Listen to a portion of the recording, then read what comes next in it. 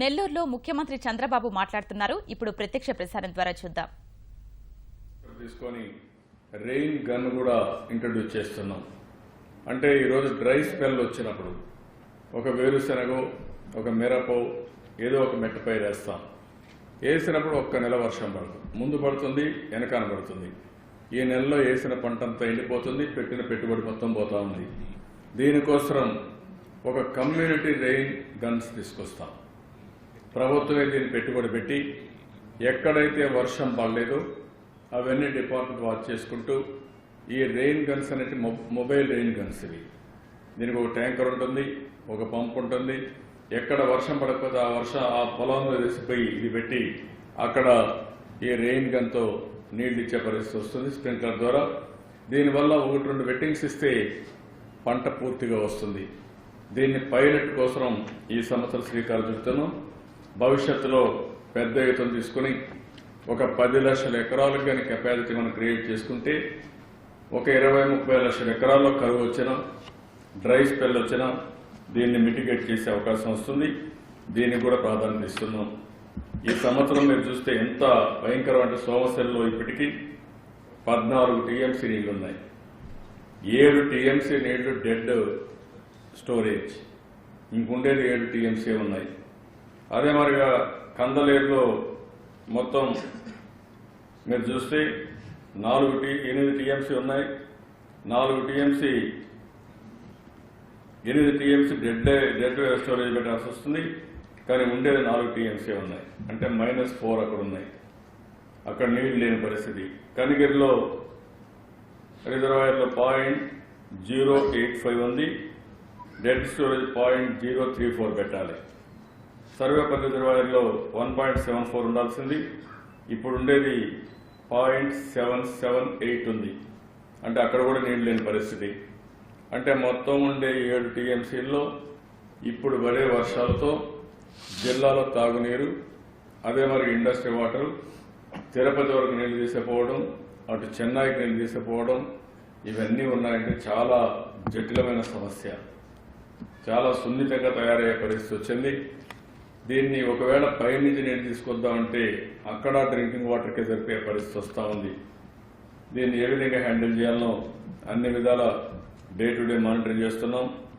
నేను దీనికి అంతా పరిష్కారం ఒకటి, తాత్కాలికంగా ఇబ్బందులున్నాయి.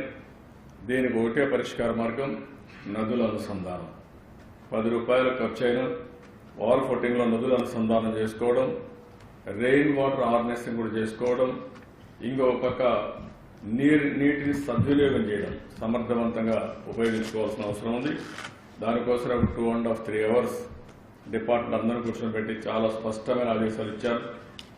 ఒక అకౌంటబిలిటీ ఫిక్స్ చేశాం. ఇది అవుతానే గవర్నమెంట్ ఆఫ్ ఇండియా కూడా మొన్న నేను ఒక లెటర్ ఇచ్చాను.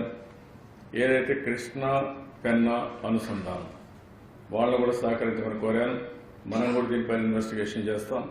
బ్రెయిన్ స్టార్మింగ్ చేసి ఒకవేళ అది ఫీజిబిలిటీ ఉందనుకుంటే ఫీజిబిలిటీ ఉంటుంది, కానీ ఎంత తొందరగా చేయగలుగుతాం దాన్ని కూడా ఆలోచించి దానికి కూడా శ్రీకారం చుడతాం. ఎందుకంటే మనకు పోలవరం ప్రాజెక్ట్ రావడానికి 2016 అవుతుంది, 2018 అవుతుంది.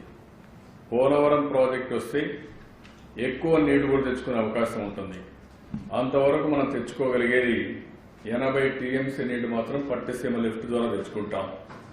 80 టీఎంసీ నీళ్లు వస్తే ఈ 80 టీఎంసీ నీళ్లు ఆదా చేసుకుంటే శ్రీశైలం ద్వారా ఆ నీళ్లు మనం రిలీజ్ చేసుకునే పరిస్థితి వస్తుంది.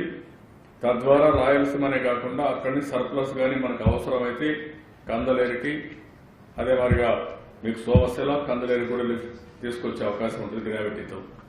సో ఇమ్మీడియట్ గా మనకు అవసరం లేకపోయినా పోలవరం ప్రాజెక్ట్ వచ్చే లోపల నీళ్లు కానీ మనం లిఫ్ట్ చేసి సోమశెల తీసుకొచ్చే కార్యక్రమానికి శ్రీకారం చుడితే ఆ 2 సింక్రనైజ్ చేసుకుంటే చాలా వరకు సమస్యల పరిష్కారం అవుతాయి. అది శాశ్వత పరిష్కారం. దాన్ని కూడా ఆలోచిస్తున్నానని తెలియజేసుకుంటూ, ఇంకో పక్కన జిల్లాలో డెంగ్యూ, అదే మరిగా అంటువ్యాధులు. ఈరోజు చూస్తే డెంగ్యూ అయితే ఈ సంవత్సరం ఒక 270 కేసులు పాజిటివ్గా టెస్ట్ అయినాయి. మలేరియా లాస్ట్ టైం 229 ఉంటే ఈసారి 150 రిపోర్ట్ అయినాయి. డెంగ్యూ మాత్రం 76 ఉంటే 200 రిపోర్ట్ అయినాయి. చికెన్ గున్యా 5 రిపోర్ట్ అయినాయి.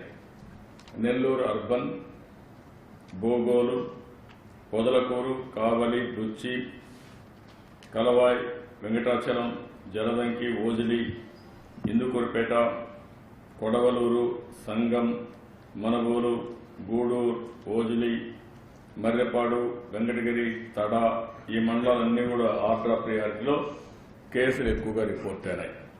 నేను అదే మొన్నే ఒక టెలికాన్ఫరెన్స్ తీసుకున్నాను. చాలా స్పష్టంగా ఆదేశాలు ఇచ్చాం. మళ్ళీ ఒకసారి ఈరోజు అధికారులతో సమీక్ష చేశాను.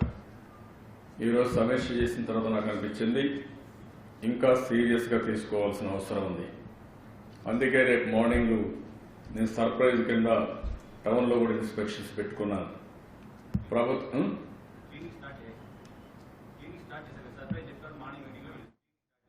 మంచిదే కదా, కనీసం ఆ పని అయింది కదా, ఆ పని అయింది. పైప్ లైన్లో డ్యామేజ్ ఉన్నాయా? ఈరోజు 2-3 గుర్తుపెట్టుకోవాల్సింది, ఈ వాటర్ ఏదైతే ఉందో సరిగా ఫుల్గా వాటర్ ఇవ్వకపోతే మంచి నీళ్లు కూడా స్టాగ్నేషన్ ఉంటే డెంగ్యూ వస్తుంది. ఆ మస్కిటో అక్కడే బ్రీడ్ అవుతుంది.